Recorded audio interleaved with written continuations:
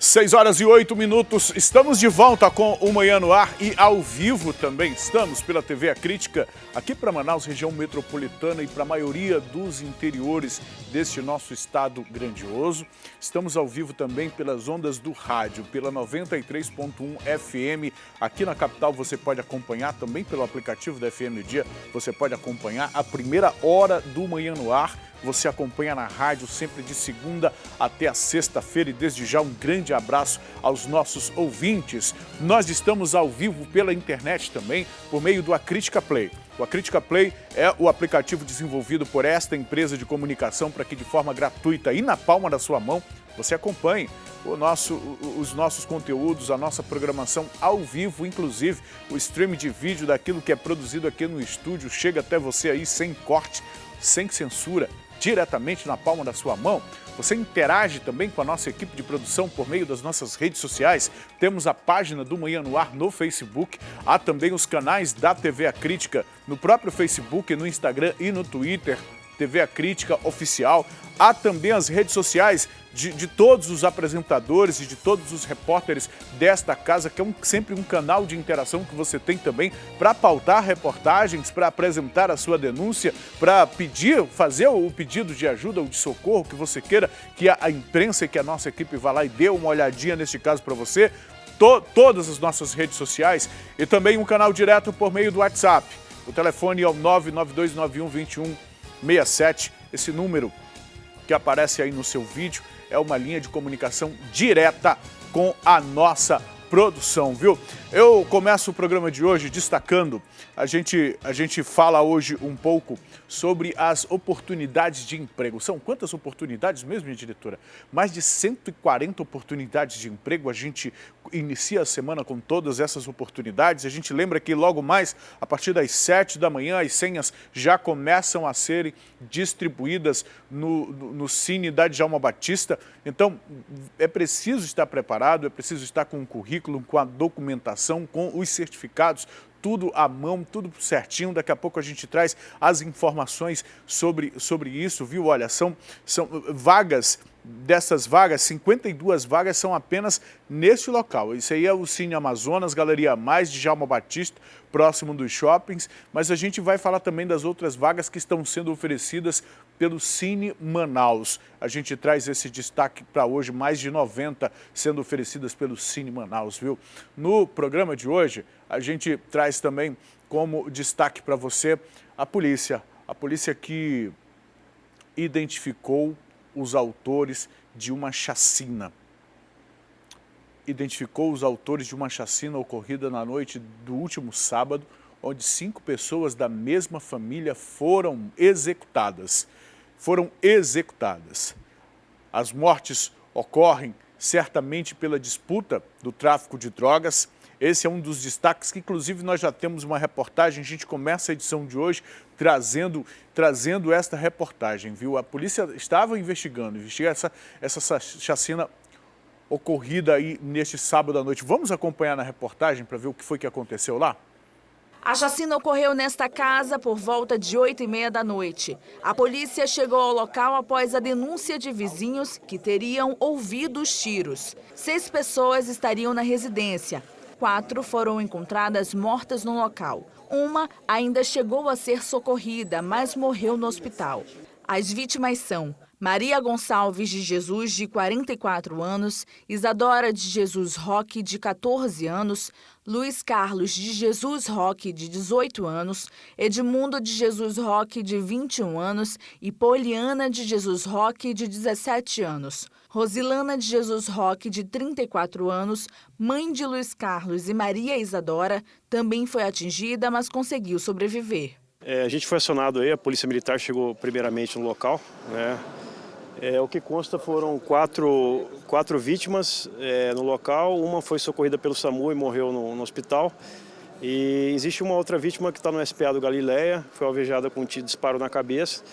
E até então estamos aguardando a confirmação do estado de saúde dela. Segundo informações, eles chegaram num veículo, numa moto, né, e chegaram pelo fundo da residência. E o alvo era o Raimundo, que foi encontrado dentro do guarda-roupa, né? Todas as vítimas estavam com disparo somente um disparo na cabeça, né, e o Raimundo tinha disparo na cabeça e na região do tórax. A Polícia Militar foi a primeira a chegar no local do crime e aqui na casa, além dos corpos, eles encontraram também drogas. Ao que tudo indica, o lugar servia como uma boca de fumo. A sobrevivente, baleada de raspão na cabeça, que está internada no SPA da Galileia, será interrogada pela delegacia especializada em homicídios e sequestros, que agora investiga o caso. Pela Polícia Militar, que foi a primeira que chegou no local, foram encontradas algumas substâncias ilícitas, né, e se for confirmado, a gente vai ver o estado de saúde e iniciar o flagrante da senhora que está alvejada no SPA. E aí a gente já iniciou a apuração, aparentemente dispararam de revólver 38, né, e aí a gente está juntando os elementos e aguardando aí o trabalho da perícia para a gente finalizar e concluir e iniciar os trabalhos de investigação. Ainda falando sobre esse caso, o IML liberou os corpos das 5 vítimas na manhã de ontem. A família foi velada ainda nesse domingo na Associação dos Moradores do Parque Prosamin, no centro da nossa capital. Na manhã deste domingo, os 5 corpos das vítimas que foram assassinadas durante a chacina no bairro Nova Cidade, na zona norte de Manaus, na noite do último sábado, foram liberados pelo Instituto Médico Legal e, consequentemente, trazidos ao velório que acontece aqui na Associação de Moradores do Prosamin Manaus, no centro da cidade. Nossa equipe de reportagem tentou descer até próxima à associação para conversar com os familiares, conversar com os amigos, com as pessoas que estão no velório, porém não fomos autorizados por parte dos moradores aqui do Prosamin. Nos domingos comuns, a movimentação aqui no local é bem tranquila, principalmente pelo período da tarde, porém hoje a situação está bem movimentada, o local está muito movimentado, muitos carros estacionados aqui nas ruas. No local em si do velório tem muita gente, nós conseguimos ver enquanto passávamos aqui pela rua. E Coronel Luiz Marbonati, secretário de Segurança Pública do Estado, informa que a polícia está trabalhando de forma intensiva na cidade, principalmente na zona norte de Manaus. O Departamento Estadual de Trânsito, DETRAN, também está montando várias barreiras em áreas estratégicas da cidade. Os policiais militares da Ronda Ostensiva Cândido Mariano também estão posicionados em áreas estratégicas da cidade para tentar combater qualquer tipo de ação criminosa, como esta, que deixou 5 mortos. Nós estamos diante de uma realidade, a realidade da capital do estado do Amazonas. E aí a gente vê as fotos, coloca peixe, por favor, na tela cheia, Piranha, para a gente acompanhar as fotos das vítimas. Não é mesmo o nome do alvo, diretora? Eduardo, né? Edmundo. O Edmundo estava escondido no guarda-roupa, ele era o alvo. Ele era o alvo. Algumas pessoas dizem, não, deixa eles se matarem entre mesmo, está tudo bem quando eles estão se matando entre eles lá. Mas é como eu digo, essa guerra não acontece em Nárnia ou numa realidade paralela ou em outra dimensão. Acontece nas nossas ruas e dentro da casa desta família. Olha as imagens, uma estudante. Olha essas vítimas. Gente com a vida inteira pela frente. E é possível que nem todos tivessem, sim. Se o tráfico de drogas, se é uma boca de fumo, todo mundo deveria saber que isso acontecia aí dentro dessa casa. A família, infelizmente, de uma forma ou de outra, poderia estar sobrevivendo a partir deste comércio ilegal também fomentado pelos viciados que aí iam comprar a droga. Mas se era lá o Edmundo o alvo, por que os outros foram atingidos se a guerra só ocorre entre eles lá? Por que os outros foram executados com um tiro na cabeça? Um tiro para cada um. Para economizar bala. Um tiro para cada um. Na cabeça. Parece até que a gente está voltando à época do nazismo. Daqui a pouco vão parar de usar bala para economizar bala também. Vão inventar outro tipo de morte. E ninguém faz nada, e parece que ninguém faz nada. temos aí uma família, a família estava envolvida, será que todo mundo dessa família, será que esses adolescentes todos que nós estamos vendo a fotografia aqui, estavam envolvidos com essa prática criminosa? Será que eles não são vítimas da crueldade, são vítimas dessa lei paralela que essa atividade criminosa está realizando? Agora, Peixe, para essa imagem, frisa essa imagem, por favor, Peixe. A frente da casa, essa aí, por favor, para essa imagem aí. Quando estiver na frente da casa, é essa. Quando estiver na frente da casa, eu gostaria de parar. Isso! Eu não sei, eu gostaria muito que alguém que estivesse assistindo a gente fosse um cliente deste local aí, porque a polícia não disse que é ponto de venda? A polícia não falou que é ponto de venda? Então, as pessoas que iam neste ponto comprar drogas, você é responsável também por essas mortes, pelas mortes que ocorreram nesta casa. Infelizmente, na nossa lei não há nada que responsabilize quem financia esta guerra, quem financia este tráfico. Nada, infelizmente. Mas moralmente, sinta-se responsável. Todas as pessoas que iam neste local comprar drogas são responsáveis também por essas mortes. Também apertaram o gatilho deste revólver, desse 38. Também são responsáveis por uma família dizimada, por essa chacina. Infelizmente, a gente vai seguir acompanhando este caso, a gente vai seguir verificando as informações e acompanhando os efeitos do tráfico de drogas na nossa cidade, o tráfico de drogas que deixa a população refém, né, que levou uma família embora.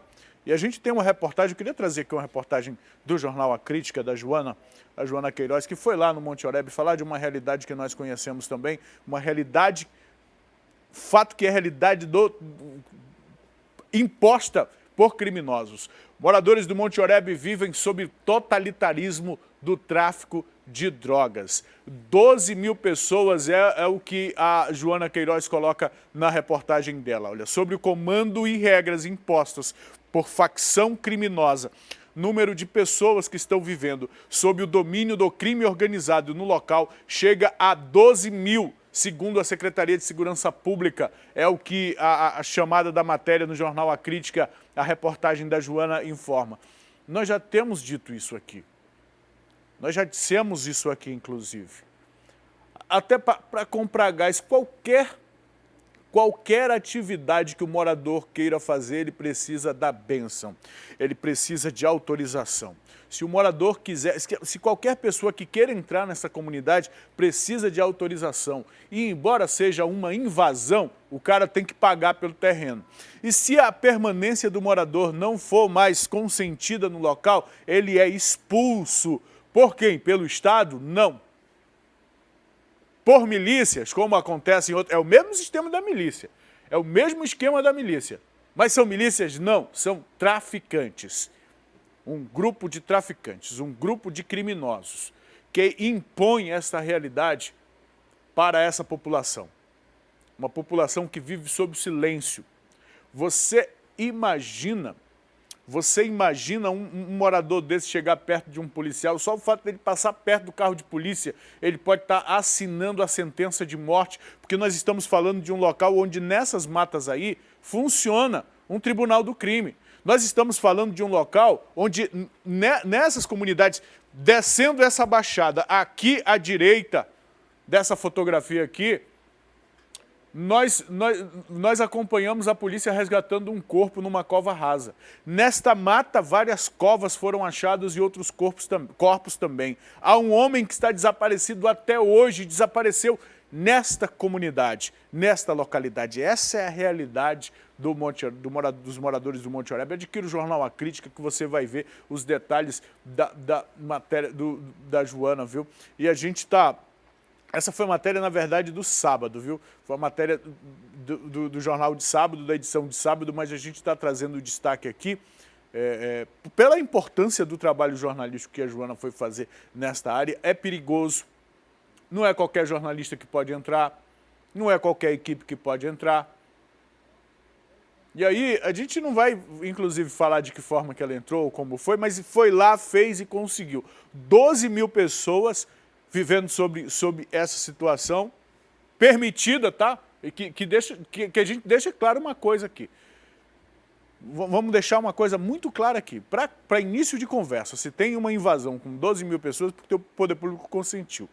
Se os criminosos estão lá dominando esta área pela ausência do poder público, mas a ausência permitida. A gente precisa deixar isso muito claro.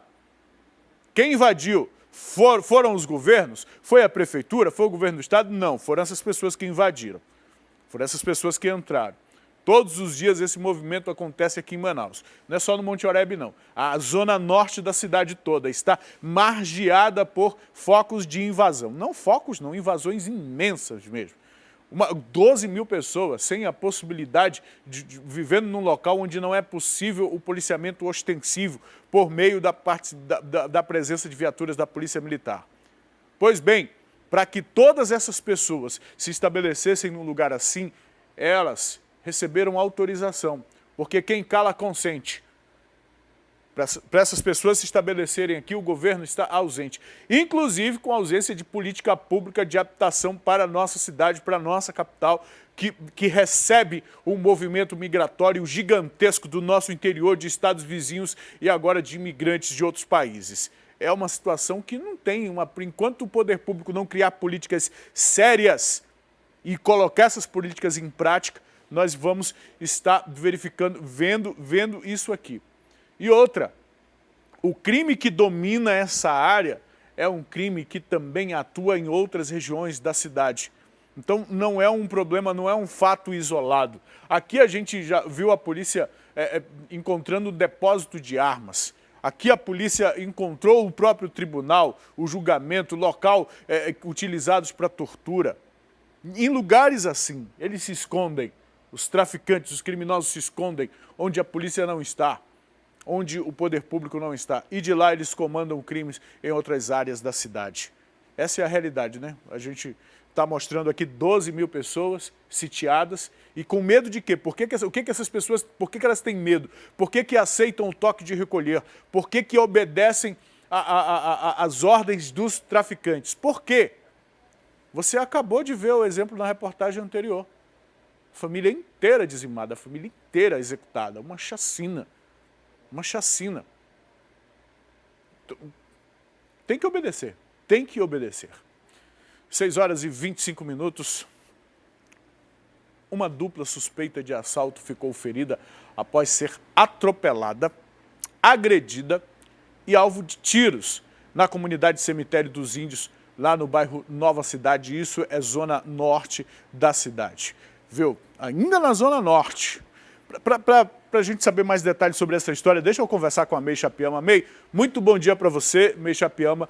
Explica para a gente, essa dupla tinha acabado de fazer uma vítima, né? Como é que foi que aconteceu? Que informações você tem sobre esse caso? Exatamente, Emanuel. Bom dia para você, bom dia a todos que estão acompanhando o Manhã no Ar desta segunda-feira. Essa dupla tinha acabado, sim, de fazer uma vítima e foram presos pelos policiais da 15ª Companhia Interativa Comunitária na noite deste domingo, na Rua 42, no bairro Nova Cidade, zona norte de Manaus. Só que antes de serem presos, Emanuel, eles foram agredidos pela população quando descobriram que eles teriam assaltado uma vítima minutos antes. Segundo a polícia, essa dupla teria assaltado uma vítima ali próximo à invasão Cemitério dos Índios, no momento em que essa pessoa pegaria um carro de aplicativo. A vítima teria solicitado a corrida e no momento em que estava entrando no veículo para seguir viagem, ele foi abordado por esses dois homens em uma motocicleta. Só que a vítima acabou pedindo para o motorista de aplicativo seguir esses dois homens e em um determinado ponto ali do bairro Nova Cidade, esse motorista acabou atropelando esses dois homens nessa moto, que acabou sendo detido aí, essa dupla, pela população. Eles foram agredidos e foram encaminhados para a unidade hospitalar bastante machucados. Depois disso, eles foram encaminhados para a delegacia. A população hoje, Emanuel, não está perdoando, está fazendo justiça com as próprias mãos, o que não é recomendado pela polícia. Eu volto com você no estúdio. Para começar, não é justiça, né? Não é meio, não é. Eu acho que o termo justiça é um termo comum que a gente socialmente acabou adotando, mas para ser justiça precisa primeiro ser de acordo com as leis, de acordo com o trâmite legal, mas a população está desprotegida. E é um movimento que não é só aqui no estado do Amazonas, não é uma coisa que está acontecendo só aqui, porque em todos os lugares do nosso país a população está sendo vítima de crime e está reagindo da maneira como pode. Eu imagino que o termo correto é reação mesmo da população. Se é adequada, obviamente que não. Obviamente que não, porque um crime não justifica um outro crime. Mas, May, esse daí não foi o único que se deu mal, né? Nesse fim de semana. Tu tem um outro caso aí de um outro homem? Explica pra gente o que aconteceu. Sim, Emanuel, tenho sim. Esse outro caso também aconteceu na noite deste domingo, só que ali no bairro Monte das Oliveiras, na rua Roxana Bonesse. O outro suspeito estava em uma moto roubada quando ele percebeu que os populares estavam fazendo a verificação da placa da moto através de um aplicativo que identifica se a moto é roubada ou não. Ele ficou bastante nervoso ali e quando os populares perceberam que essa motocicleta era roubada, eles começaram a correr atrás desse homem não identificado. Ele então tentou fugir, mas acabou escorregando em uma estrutura lisa de cimento e acabou caindo em um barranco. Uma equipe do Corpo de Bombeiros foi acionada para resgatar esse suspeito e os bombeiros informaram que ele caiu de uma altura de 7 metros. Esse homem foi encaminhado para o SPA ali da Zona Norte de Manaus, inconsciente, mas ficou bom e foi encaminhado para o 6º Distrito Integrado de Polícia, ali na Zona Norte de Manaus, para todos os procedimentos legais. Ficou preso e agora está à disposição da Justiça, Emanuel. Esse aí se deu mal também, né, Meixa? As pessoas estão se organizando, né? Tem comunidades, eu não sei lá no teu bairro, mas tem comunidades que as pessoas estão fazendo grupos de WhatsApp, fazendo isso da verificação de placas, verificando, se protegendo como pode. A população tenta se proteger como pode. Meixa Piama, obrigado pelas informações. Daqui a pouco a gente volta a conversar. Deixa eu trazer informação aqui sobre aquele caso lá da Compensa. Um homem de 27 anos foi assassinado a tiros no momento em que estava sentado em um bar. Segundo testemunhas, homens encapuzados chegaram no local em um carro branco e surpreenderam essa vítima. Nós estamos aqui na rua Matos Ariosa, na Compensa, na zona oeste de Manaus, onde um homem identificado como William Vilhena, de 27 anos, foi executado com pelo menos 5 tiros. De acordo com os policiais da 8ª Companhia Interativa Comunitária, o William ele tem uma certa passagem pela polícia, mas que a família ainda não soube informar ao certo por qual crime. Ele foi executado enquanto estava sentado aqui nessa espécie de bar, um comércio aqui da região, e enquanto estava sentado, não se sabe de se dizer bem o que estava fazendo, suspeitos chegaram em um carro aqui onde está estacionada agora a viatura da 8ª SICOM. Eles chegaram num carro modelo Ford Ka branco. 2 homens encapuzados desceram desse veículo e apontaram a arma em direção ao William, que foi crivado de balas. Inclusive, as marcas desse crime em cápsulas estão aqui na região. Segundo as informações ainda repassadas pelos policiais, depois de realizarem essa ação, os atiradores fugiram aqui do local e não foram identificados e nem a placa desse veículo foi gravada por algum morador aqui da região que aqui nesse local tem medo de falar por se tratar de uma área vermelha. Agora, os policiais da 8ª Companhia Interativa Comunitária fazem o trabalho de isolamento da área até a chegada do Departamento de Polícia Técnico-Científica, que vai fazer os primeiros trabalhos para identificar de fato quantos disparos atingiram o William. A delegacia especializada em homicídios e sequestros também deve vir aqui ao local para fazer aí os primeiros passos dessa investigação para tentar elucidar mais esse crime aqui na cidade de Manaus. O corpo do William deve ser removido pelo Instituto Médico Legal depois que todo o trabalho da Polícia Militar e Civil for realizado aqui na Compensa. Os crimes acontecem e a polícia vai a campo e a gente já tem atualização sobre este caso, viu? Porque os criminosos que executaram este homem aí no sábado passado, eles na verdade estavam com um motorista de aplicativo no porta-malas do carro, no momento do crime. Essas são informações da Polícia Civil, que já está fazendo essa investigação, e a gente tem essa atualização numa reportagem também do Rafael Tavares. Durante as primeiras investigações da Delegacia Especializada em Homicídios e Sequestros, foi informado que o carro usado pelos assassinos é de um motorista de aplicativo. Esse motorista ele estava terminando de pegar uma corrida na Avenida Torquato Tapajós quando os homens o abordaram. Em seguida, colocaram ele dentro do porta-malas e, com ele dentro do veículo ainda, foram até a Compensa para realizar a execução do Sérgio William Vilhena, de 27 anos. Esse motorista tem 28 anos de idade e, para falar mais sobre esse caso, nós vamos conversar com o delegado Fábio Silva, plantonista aqui da DHS. Doutor, exatamente isso. O motorista deixou uma corrida quando foi abordado por esses assassinos. Sim, então os assassinos eles fizeram esse roubo desse veículo, né, exatamente para fazer o assalto, né, executar a vítima, né, e assim confirmam exatamente as armas, né. Então o motorista confirmou que foi assaltado com uma pistola e um 38. E no local do crime nós encontramos, né, provas, né, de munições de 38 e também de pistola. Doutor, esse motorista ainda foi abandonado em um local depois de sair ainda no porta-malas desse homicídio na Compensa, né? Sim, ele foi abandonado, né? Relatou que ouviu os disparos, ouviu discussões, né? E agora a gente está fazendo depoimento dele lá na Delegacia de Roubos e Furtos de Veículos e vai conciliar, né? Agora a gente vai integrar aqui as investigações lá da Delegacia de Roubos e Furtos de Veículos com esse homicídio aqui pela Delegacia de Homicídios. Em relação a esse veículo usado no crime, o veículo não foi encontrado, apenas o motorista que foi localizado.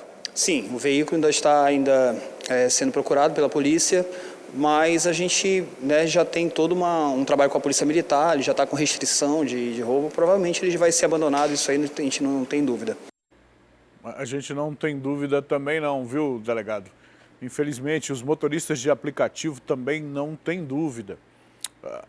É um crime, mais um que está sendo investigado, mas vejam o absurdo que é. Os caras cometem um crime primeiro, né, a aquisição do carro, não se preocupam em manter no porta-malas alguém que poderia no futuro servir como testemunha. Não há esse tipo de preocupação. O motorista está lá, deixa ele lá no porta-malas, que poderia inclusive ter representado um risco a mais para esse motorista, porque ele era uma testemunha, né? No mínimo ouviu a movimentação, deve ter ouvido os tiros, deve ter ouvido os disparos. Agora imagina você passar por uma situação como esta, ter o carro roubado, ser obrigado a ficar dentro de um porta-malas e de dentro do porta-malas ouvir essa movimentação, ouvir tiros sendo disparados. O que passou pela cabeça dessa vítima? Com certeza a ideia de que eu devo ser o próximo. Eu devo ser o próximo.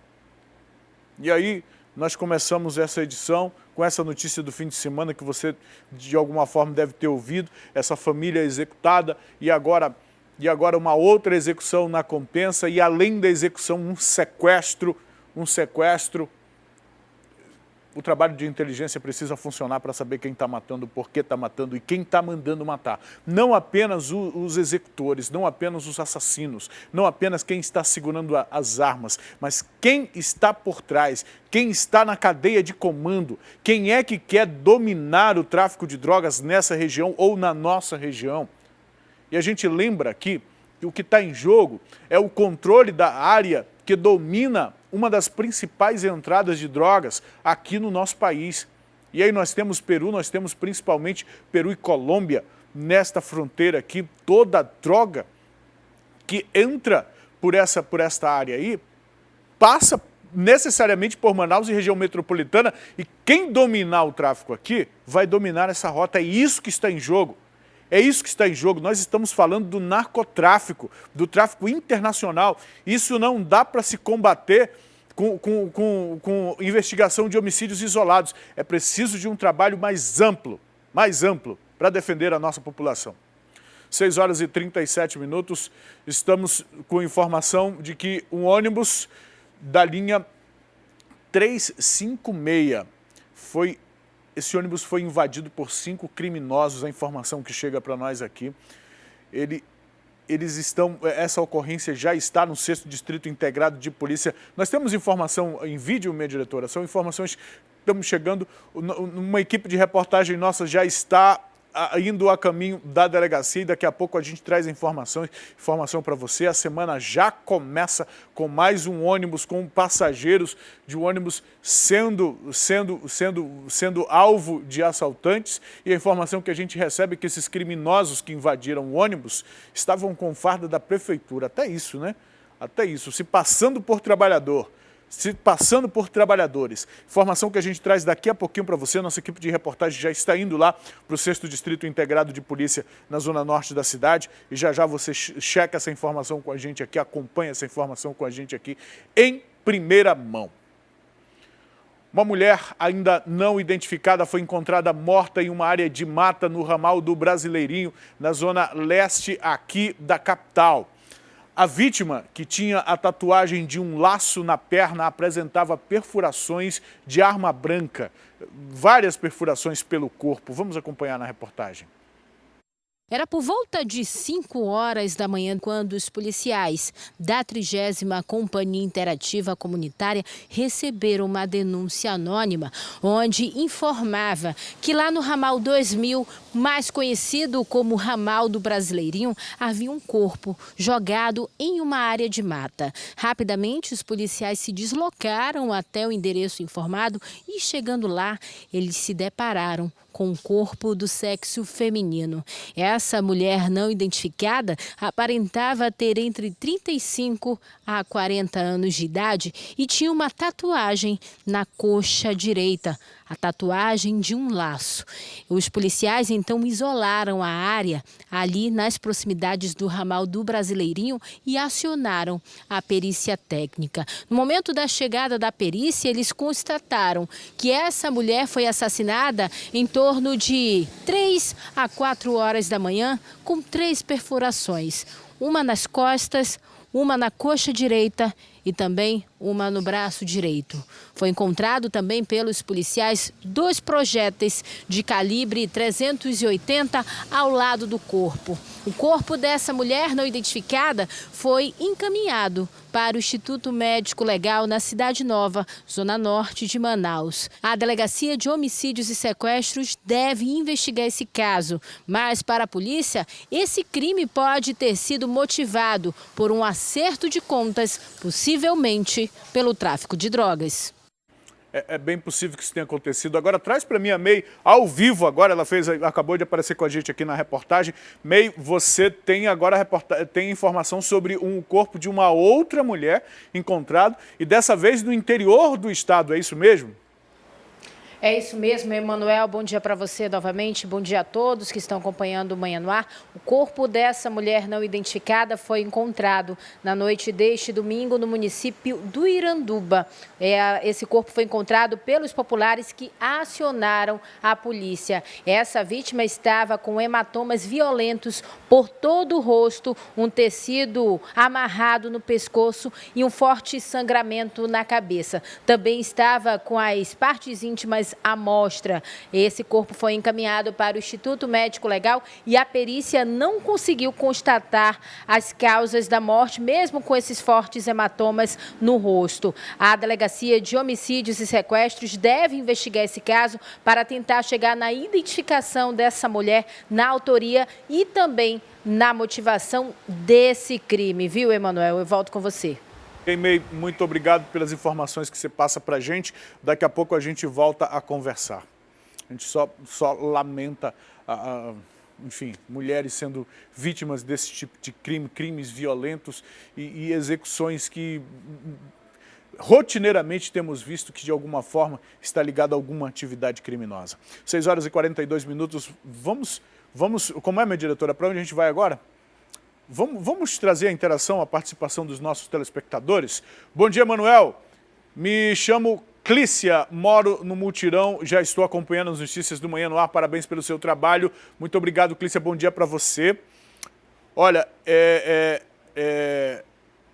um trabalho coletivo, viu, Clícia? Eu sempre falo isso aqui. Toda oportunidade que eu tenho, eu digo, em televisão ninguém faz nada sozinho. Para começar, é isso. Ninguém faz nada sozinho em televisão. E é um trabalho de equipe, de quem opera. Corta aqui para mim, Peixe, por favor.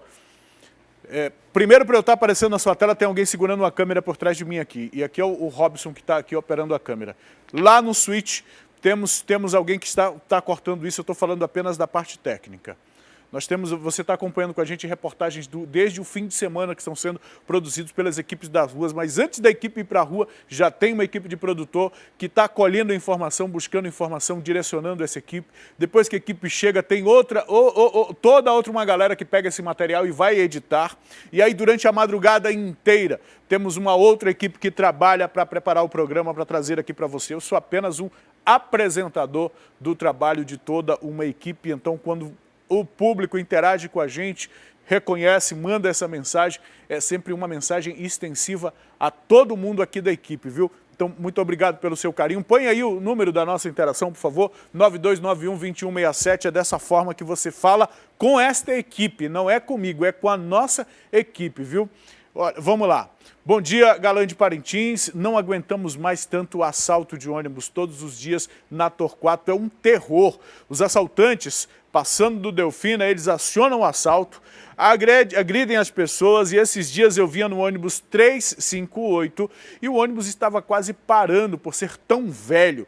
E os assaltantes achavam que o motorista estava fazendo isso e, por livramento de Deus, não mataram o motorista. Quando eles foram dar uma facada no pescoço do motorista e a faca engatou na camisa do motorista. Olha esse relato, minha gente.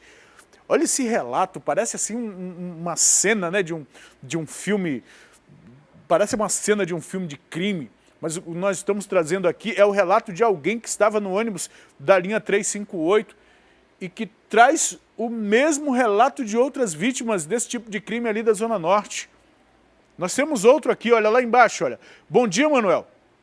Acabamos de ser assaltados na linha 356. O crime, a última frase aqui, a gente vai trazer a informação, inclusive, para vocês desse assalto daqui a pouquinho. 5 criminosos entraram no ônibus. Agora, pela manhã, quem está saindo de casa essa hora da manhã? Ainda não é nem 7 horas da manhã. As pessoas que estão saindo de casa numa segunda-feira chuvosa, meu amigo. Aquele melhor clima para o cara ficar na rede embolado ou na cama lá de costela. Então o cabra sai de manhã cedinho, ainda está com aquela remela no olho, cochilando dentro do ônibus e é assaltado. Pelo amor de Deus. Pelo amor de Deus. Bandido que entra no ônibus uma hora dessa para realizar assalto, vai assaltar trabalhador, não está nem aí para o trabalhador. Não está nem aí para o trabalhador. Daqui a pouco a gente vai confirmar essas informações, viu? Trazer essas informações. O Bruno Fonseca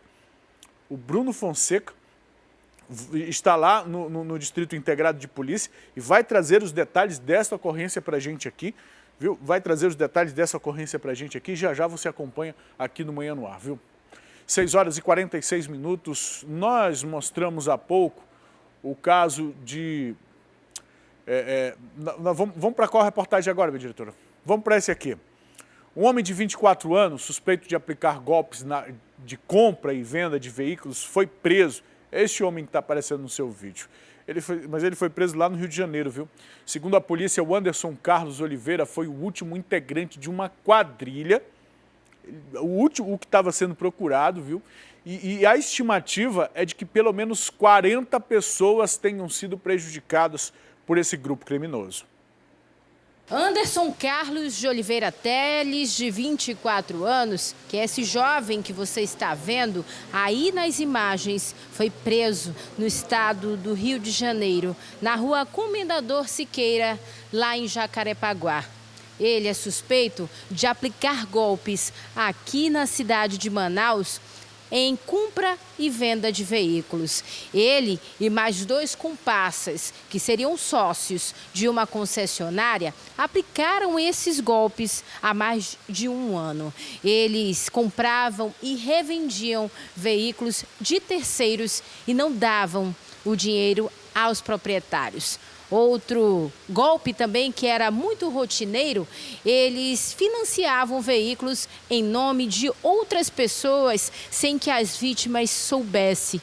Depois de um tempo, as contas indevidas chegavam na residência das vítimas. Mais de 40 pessoas compareceram aqui na sede da Delegacia Especializada em Roubos, Furtos e Defraudações, aqui no bairro do Alvorada, na zona centro-oeste de Manaus. Essa é a segunda parte dessa operação.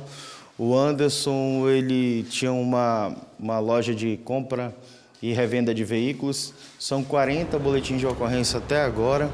Ele comprava veículos e não passava o dinheiro para as vítimas, ou quando ele vendia, ele não repassava o próprio veículo. Então foram registrados nas delegacias todas, nós juntamos os boletins de ocorrência, foram 40. Depois que os dois comparsas de Anderson foram presos em setembro deste ano, eles identificados como Glenn Zacri e Rinaldo Rabelo, o Anderson decidiu fugir para o estado do Rio de Janeiro, achando que a polícia não iria até lá.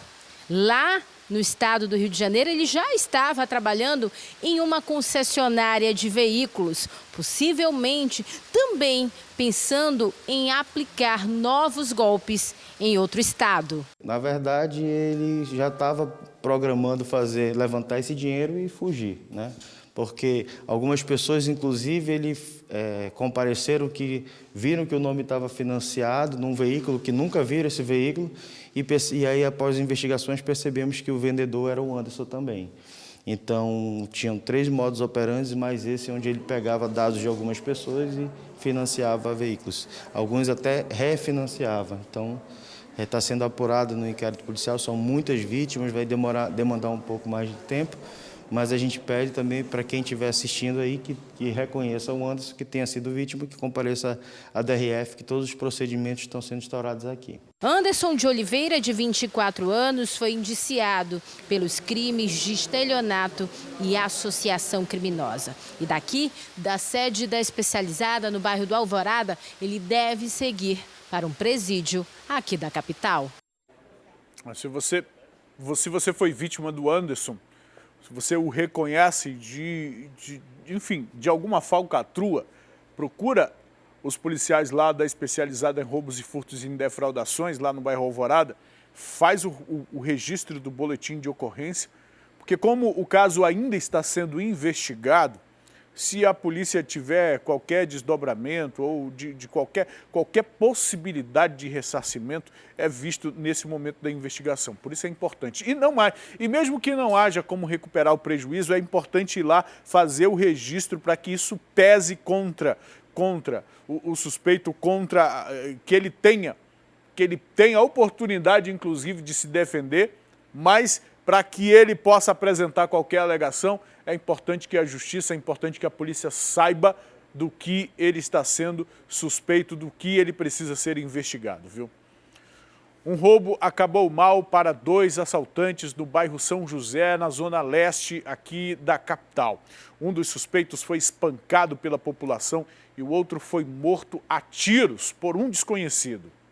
O que era para ser um assalto tornou-se um pesadelo para 2 assaltantes. Tudo começou quando a população acionou os policiais militares, dizendo que aqui na rua, nas proximidades da rua 27, no bairro São José, estariam 2 pessoas cometendo assaltos. Com essas informações, rapidamente os policiais vieram até aqui e quando chegaram, sabe qual foi o cenário que a polícia identificou? Algumas pessoas batendo em um dos assaltantes. Quando os policiais militares se aproximaram dele, o homem estava bastante espancado. Rapidamente o SAMU foi acionado e esse assaltante foi encaminhado até um hospital aqui da capital. Segundo informações da polícia, após eles indagarem lá a população sobre o segundo assaltante, algumas pessoas informaram que ele já estava morto. Ele foi atingido pelo menos com 3 tiros na cabeça nas proximidades de um campo quando ele fugia da população.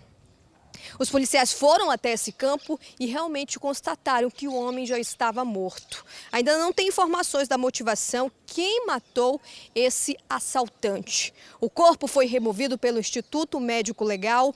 O outro homem que foi bastante espancado pela população, o outro assaltante, após os procedimentos médicos, ele foi encaminhado até o 14º Distrito Integrado de Polícia para os procedimentos legais.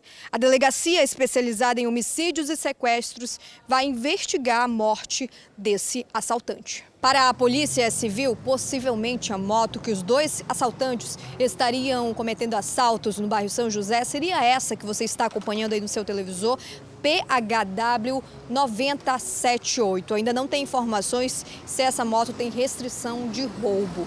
O homem que morreu, o assaltante, ele foi identificado por Everton Castro de Oliveira, um jovem de 20 anos.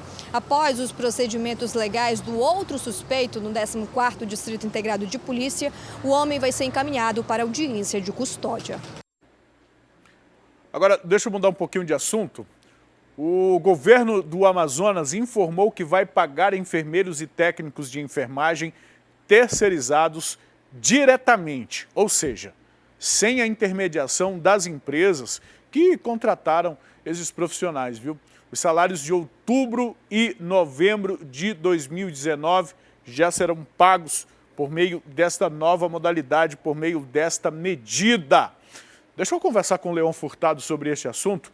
Olá, Leon, bom dia. Olha o Leon como tá bonito, né, rapaz? Olha aí, com pinta de apresentador do Manhã no Ar, inclusive, né? Leon, muito bom dia para você. Explica pra gente, Leon, como é que é essa medida, o governo tomou essa decisão para esses meses, que informações você tem pra gente, porque é uma informação que interessa a muito esses profissionais que temos visto de maneira muito frequente fazendo essas manifestações, justamente pedindo o que é direito deles, o próprio salário, Leon.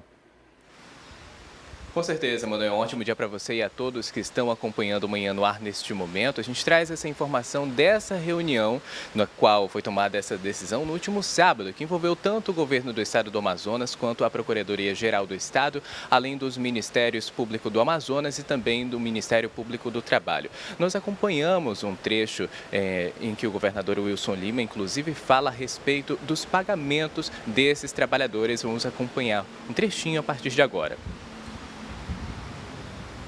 Olá, pessoal. Eu tenho um comunicado a fazer aos enfermeiros e técnicos de enfermagem que fazem parte de empresas terceirizadas. Por sugestão do Sindiprive, nós vamos pagar diretamente os salários de novembro e dezembro aos servidores. Pois é, Manuel. Então, esse pagamento, na verdade, todos os órgãos fizeram uma análise dessas duas parcelas. E aí, o que acontece? Eles vão pagar as parcelas respectivas a novembro e dezembro diretamente para esses trabalhadores. Eles acreditaram que poderia ser melhor aproveitada, né, essas parcelas se fossem transferidas diretamente para eles. Ainda há previsão de pagamentos de outras competências que vão ser calculadas com base nessas informações das folhas de pagamento de cada um desses trabalhadores. Nesse acordo também está respeitado o piso do pagamento tanto dos técnicos de enfermagem quanto dos próprios enfermeiros, o que era um grande desejo dessa categoria. No próximo sábado também está marcada uma reunião lá na sede do Ministério Público do Trabalho, onde vai ser discutidas as formas de pagamento para esses trabalhadores. Como é que vai ser feito esse repasse diretamente para ele? O que deve ser assistido pela Justiça do Trabalho aqui do estado do Amazonas, visto que é necessário um alvará coletivo para que esses trabalhadores recebam o mais rápido possível. Manuel, de volta com você aí no estúdio. Leon, muito obrigado pelas informações que você traz para a gente, uma informação oportuna, inclusive.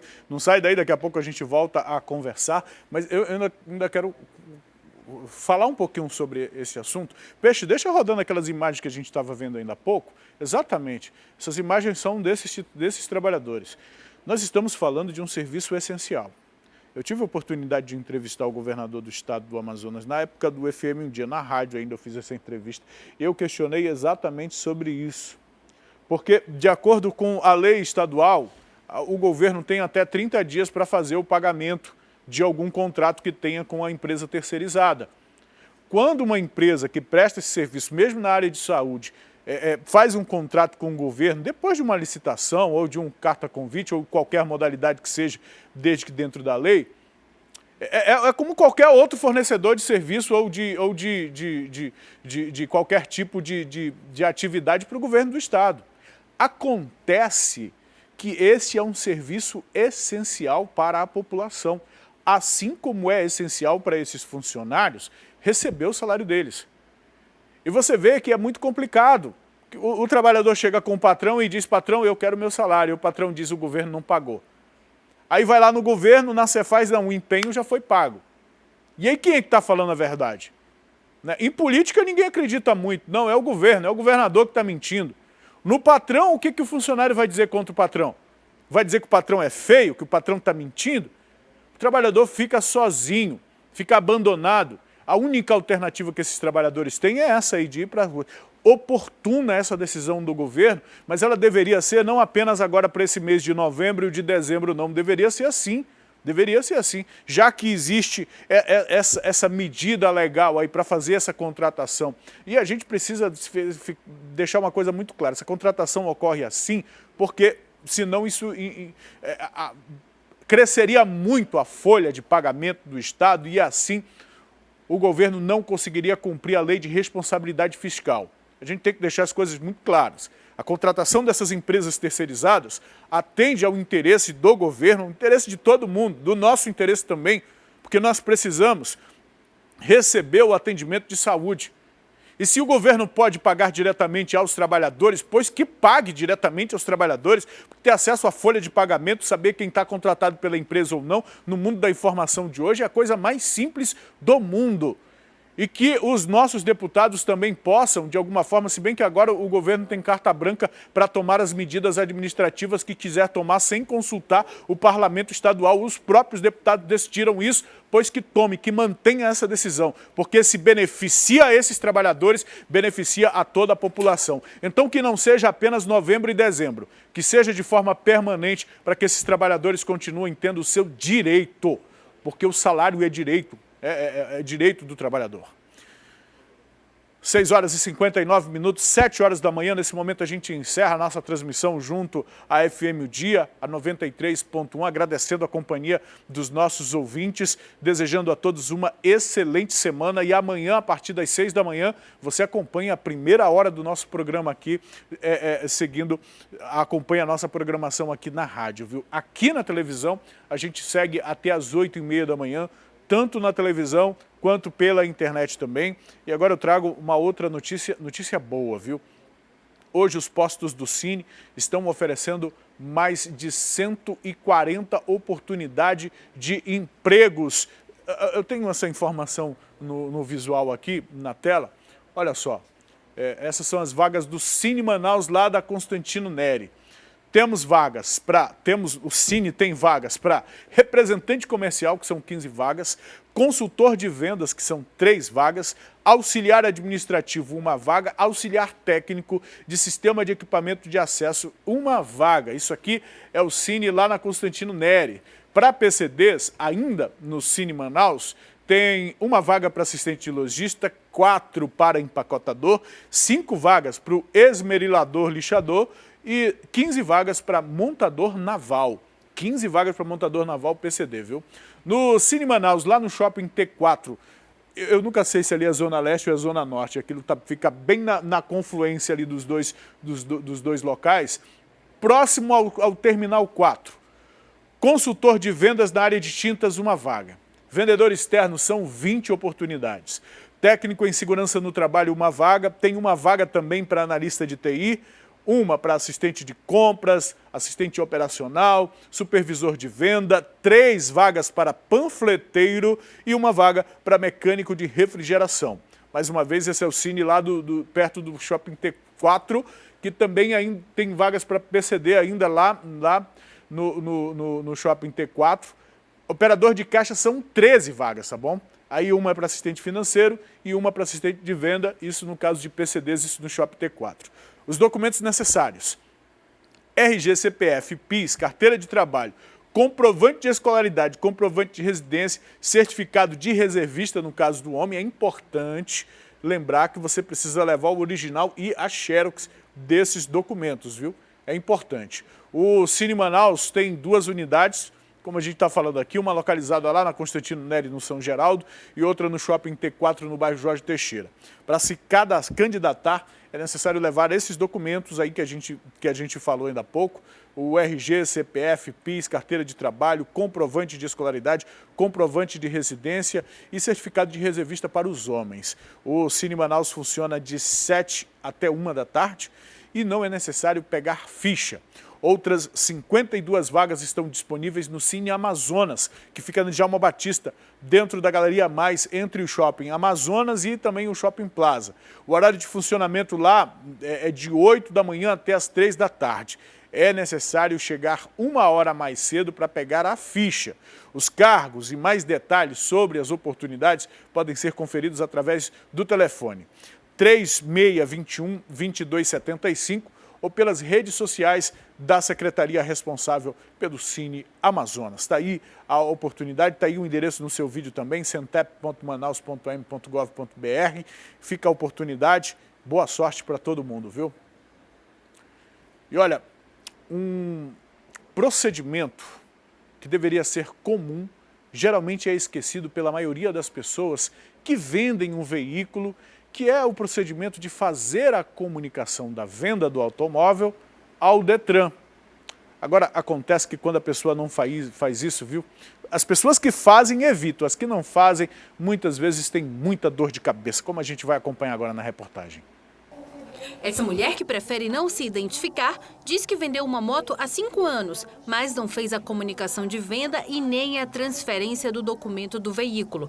Agora vai ter que pagar uma dívida de quase R$2.000. Eu preciso comprar um veículo, não posso, porque eu queria pegar o desconto, meu nome está na Cefaz com uma dívida e que eu vou ter que pagar. Se eu tivesse conhecimento, eu mesma teria ido ao cartório para registrar tudo. A comunicação de venda de veículos é um dos primeiros procedimentos para se fazer com a transferência de propriedade, que é importante também para que o antigo dono não tenha futuros problemas. Aquela pessoa que não o faz, que não cumpre o que consta do CTB, ele vai continuar responsável por todo o evento que ocorrer com a utilização desse veículo. Isso pode compreender infração de trânsito, sobretudo, isso pode compreender danos materiais causados em acidentes, então a responsabilidade civil permanece para o antigo proprietário e até mesmo responsabilidade criminal decorrente de infrações penais praticadas com a utilização desse veículo. De janeiro a outubro deste ano, foram feitas mais de 26.000 comunicações de vendas.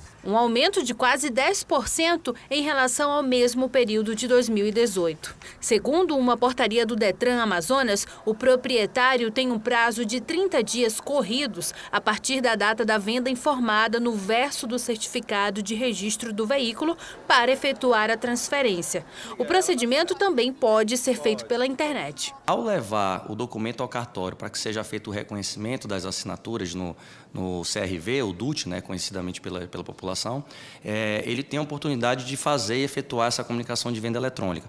Ele vai pagar uma taxa de R$ 62,50, já com o reconhecimento das assinaturas, e vai ter a garantia de que ele não terá mais responsabilidade sobre a utilização desse veículo. Então, eu friso que é uma garantia para quem está vendendo e para quem está comprando também. É uma segurança porque se o seu nome fica atrelado ao veículo, caso na eventualidade desse veículo estar envolvido em acidente de trânsito ou em algum crime, alguma coisa, isso vai estar vinculado ao seu nome. Então vendeu, vai lá no Detran, faz esse procedimento, o diretor-presidente do órgão acabou de explicar aí como fazer direitinho. É muito importante você ter o seu nome preservado, viu? Sem falar das multas, sem falar de qualquer sanção administrativa que acaba caindo no nome do dono do veículo, do proprietário do veículo. É a primeira coisa que se faz se o veículo está envolvido em algum problema, viu? 7h06. Olha, nós trouxemos aqui a informação de que quem tinha linha telefônica pré-paga era necessário fazer um recadastramento. Esse recadastramento deveria ser feito até hoje, portanto, hoje é o último prazo dado pela Agência Nacional de Telecomunicações, a Anatel, para que os proprietários de linhas pré-pagas façam esse recadastramento em 17 estados, incluindo o nosso estado do Amazonas. Leon Furtado, meu amigo, explica pra gente aí, Leon, se as pessoas não fizerem esse cadastro, o que pode acontecer, onde, como fazer esse cadastro. Traz essas informações para a gente alertar o nosso público, por favor. Perfeito, Manuel. Essas pessoas precisam fazer esse recadastro, pelo menos aquelas que ainda têm algum tipo de documentação pendente, para que elas não tenham o serviço bloqueado. E esse bloqueio, ele pode acontecer imediatamente caso passe esse prazo, que foi estipulado pela Agência Nacional de Telecomunicações, a Anatel, que termina hoje, dia 18 de novembro. Desde o mês passado, e na verdade algumas operadoras vêm passando para os seus clientes há um bom tempo, que todos precisam atualizar essas informações, visto que os celulares pré-pagos, eles existem uma facilidade muito maior de você vincular o cadastro de pessoa física, o CPF, a esses números. Você pode comprar um chip e adicionar um número qualquer, um nome qualquer, na verdade, a esse aparelho, a esse chip. E aí a Agência Nacional de Telecomunicações vem justamente fazer essa atualização desse cadastro para que esses números que podem estar sendo fraudados não sejam vinculados ao seu CPF. Então, a ideia é criar um aplicativo que já vai estar disponível para todos baixarem a partir do início do próximo ano, de 2020, para que todos tenham acesso aos números que estão vinculados ao seu CPF. Uma medida de segurança que vem aí para auxiliar todos desses 17 estados brasileiros. Já havia sido feito um teste anteriormente, pela própria Anatel, junto a um único estado, e deu certo por lá, uma medida de segurança que vale para todos, Emanuel. Lembrando mais uma vez que hoje é o prazo final, dia 18 de novembro. Senão, caso você não venha fazer esse recadastramento, pode ter a linha bloqueada e todos os seus serviços suspensos. Emanuel, volto com você. Elion, muito obrigado pelas informações que você traz. Olha, só para lembrar, as pessoas podem ligar para a sua própria operadora, viu? Para a operadora do seu chip, a operadora na qual você tem conta, na qual a sua linha está vinculada. Você liga para o telefone de atendimento da sua operadora, pega informações, faz esse recadastramento. É importante para evitar problemas, né? Nessa hora de cobrar, a Anatel é rápida, né? Nessa hora de fazer, de colocar essas exigências, é rápida. Na hora de controlar realmente, na hora de impedir que aparelhos bloqueados sejam colocados de volta no mercado, na hora de fazer o rastreio realmente disso e oferecer um combate mais efetivo para esse crime, a nossa Agência Nacional de Telecomunicações não tem se demonstrado tão profissional assim. Mas nós, na condição de usuários, temos aí uma normatização para atender. Ligue para a sua operadora, regularize essa situação. 7h09. Boa notícia, viu, minha gente? Hoje, a Receita Federal paga o 6º e penúltimo lote de restituição do imposto de renda nesta segunda-feira, viu? O pagamento será realizado na conta bancária indicada pelo contribuinte ao fazer a declaração do imposto. No momento que você faz a declaração, geralmente tem que colocar lá, viu? O pagamento do 6º lote deve totalizar mais de 2 bilhões de reais e vai beneficiar, viu, 1.365.366 contribuintes. É muita gente. Caso a restituição não seja acreditada, é possível verificar o problema pessoalmente em qualquer agência do Banco do Brasil ou ligar para a central de atendimento. Os telefones estão disponíveis, são o seguinte: 4004-0001 ou 0800-729-0001. E para deficientes auditivos, o número é 0800-729-0088. 7h10. Traz aqui a participação do nosso telespectador com a gente por meio do nosso WhatsApp, 99291-2167. Bom dia, Emanuel. Estava com saudade de você, mas a Nádia ali representa bem, representa mesmo. Segunda de chuva, delícia, já estou ligadinha no Manhã no Ar. Dê aquele alô para os professores do Centro Educacional Fabrício Sampaio e que a nossa semana seja de paz. É a Gilda, lá do Manoa, que sempre está acompanhando a gente, viu? Emanuel, sou moradora do Núcleo 16 de Cidade Nova 3. Pedimos que o prefeito faça uma área de ginástica ao ar livre, atrás da escola Ruth Costa. Tem quadras, está abandonado, serve para a área de fumador de drogas. Está aqui o apelo da moradora do Núcleo 16, senhor prefeito. Bom dia, galã de Parintins, esse é o meu galã de Manaus, meu super-homem, o Cauã. Já está ligadinho no Manhã no Ar. Todos os dias ficamos ligadinhos na TV A Crítica. Parabéns pelo excelente trabalho e compromisso com o nosso em nos passar as notícias sempre em primeira mão. Olha aí o Cauã, esperto Cauã, de olho bem aceso. E aqui tem outra, olha só, que coisa linda, meu Deus. Bom dia, Manuel, pronta para consulta de olho no Manhã... Peraí, pronto para consulta, de olho no Manhã no Ar. Beijos, Eduarda. Muito bem. Olha o morador do Parque 10 aqui, está dizendo que está sofrendo desde as 2 da manhã com oscilações no fornecimento de energia elétrica e até agora não resolveram. E essa pessoa diz que já ligou 2 vezes no call center e só dizem que os técnicos estão na área, no call center lá da concessionária. E a gente reforça então o apelo dessa pessoa que está desde as 2 da manhã e nós temos enfrentado muita oscilação ultimamente, né? Temos enfrentado oscilações também na conta, que agora está na bandeira tarifária. E oscilações em casa de uma energia que chega sem qualidade para os moradores. Alô, Eletrobras, vamos prestar atenção, vamos dar atenção para os moradores ali do Parque 10. Sou Sandra do Viver Melhor, abraço Sandra. Bom dia, Galã de Parintins. A gente não aguenta mais esses ônibus da Zona Leste. Socorro! Cadê os vereadores de Manaus? Socorro, é o Marcos lá do São José. Marcos, é uma pergunta importante. Cadê os vereadores, né? Sabe, a gente viu aquela propaganda do prefeito. Para mim foi propaganda aquilo. Quando ele subiu no ônibus e rasgou um cartaz que tinha lá uma inscrição pedindo o aumento da passagem. Eu gostaria de ver algo parecido. Não precisa ser do prefeito, não. Os vereadores poderiam fazer isso, postar nas suas redes sociais, nos seus canais de divulgação da prestação de conta da sua atividade parlamentar. O próprio prefeito mesmo, subir nesses ônibus da Zona Leste, alguns da Zona Norte, e tentar fazer uma viagem num desses ônibus. Eu vou dizer o local específico que eu gostaria muito que eles fossem, sabe?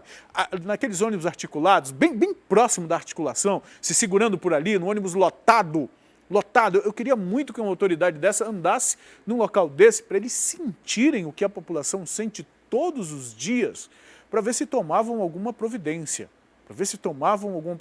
Eu tenho certeza que eles teriam a noção do perigo iminente, teriam a noção do risco iminente que representa para a população muitos ônibus sucateados ainda à disposição do transporte coletivo, uma atividade fundamental e que, pela condição de alguns veículos, está colocando em risco, viu, a condição física de muita gente.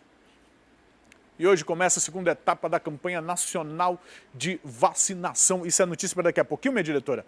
É notícia para daqui a pouquinho, depois do intervalo, viu? A gente fala sobre esta campanha e o público-alvo é formado por adultos jovens de 20 a 29 anos de idade, viu? Tem ainda, banhistas precisam ficar atentos ao período de fim de ano, isso porque o número de afogamentos nessa época sempre aumenta, viu? A informação que você confere com a gente daqui a pouquinho, depois do intervalo.